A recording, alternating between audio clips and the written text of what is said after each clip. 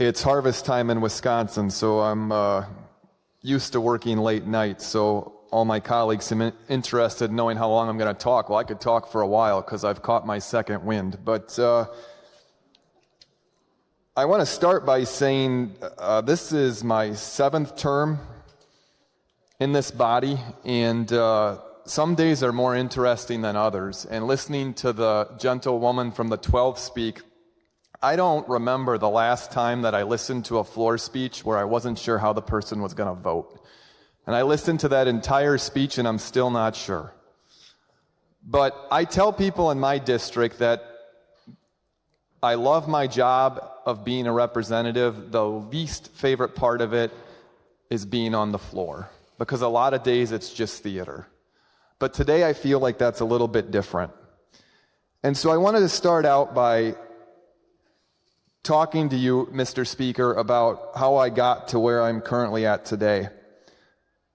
I won an election in 2010 in a seat that Barack Obama carried with 64% of the vote.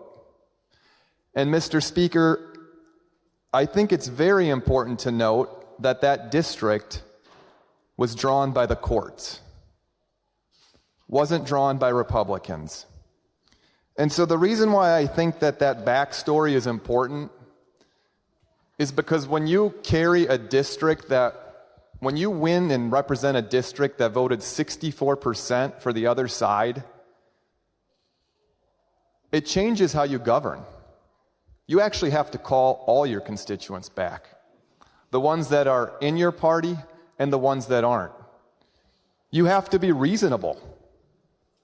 You have to tell people that even though you don't agree with them politically, you see where they're coming from. I've absorbed millions of dollars, literally, in attack ads over the last 14 years.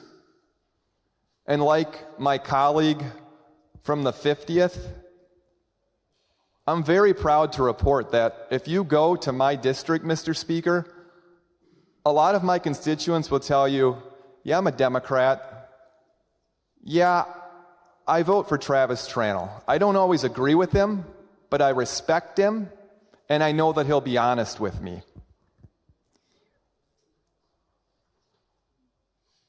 And the reason that I bring that up tonight, Mr. Chair, is because I think we're starting to see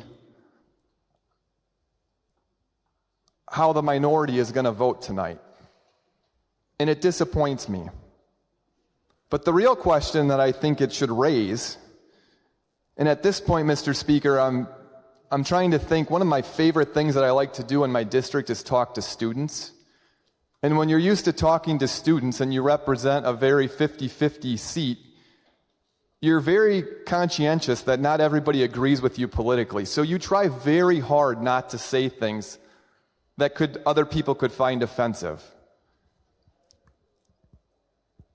But when we talk about this particular issue, and I have to explain how a party that told us they wanted fair maps and the Iowa model for over a decade, one, didn't even debate it when it came to the floor, and two, most of them, but maybe not all of them, voted against it. What I'm going to ask those students, Mr. Speaker, I'm going to say, what do you think this does to their credibility on child care? Do they really care about child care? Or do they just see it as a political opportunity? What about education? I'm very honest with my constituents. Even the ones that don't side with me politically, I tell them I think we need reform in education. I think we're spending a lot of money in education. I don't think we're getting good enough results in education. But my question tonight, Mr. Speaker, and what I'm going to ask those students when I go to visit them, are the Democrats sincere about education? Or is that just another political talking point, like it appears the redistricting issue was? What about tax cuts? I'm very open and honest with my constituents. I think the tax burden's too high. I think government's too big. I think we have too much bureaucracy. We just voted this week to send more money back to my constituents. I'm sincere, honest about that. Is the other side, Mr. Speaker? Or is it a political talking point? I don't think this side has a credibility issue. The gentleman from the 51st, the gentleman from the 96th, the gentleman from the 1st, a number of us have been working on this for years. And we finally get our caucus on board. We get our leadership to agree to bring it to the floor, and it doesn't even get debated. To be honest, Mr. Speaker, I'm going to have a lot of fun when I go. I love going to UW-Platteville. I can't wait to talk to those college students. I'm going to close with an editorial because, again, credibility has been brought up a lot tonight. And this editorial was written in January of 2020. And the headline was, "Our Opinion, Wisconsin Should Model Iowa in Redistricting Maps." It's a great editorial.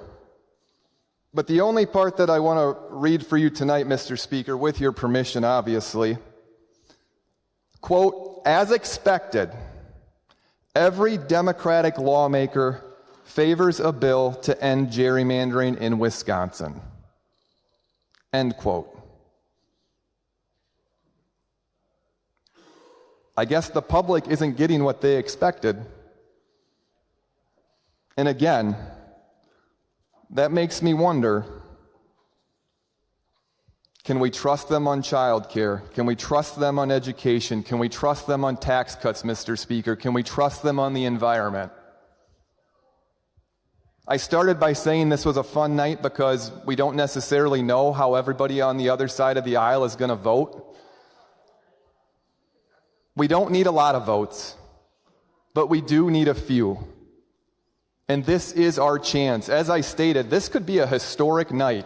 They're not going to remember in 10 years and 20 years and 30 years. They're not going to remember how we got here. They're not going to remember the process. But they will remember if Wisconsin switches to nonpartisan redistricting. And because of that, Mr. Speaker, I would encourage my colleagues on both sides of the aisle to vote green. Thank you.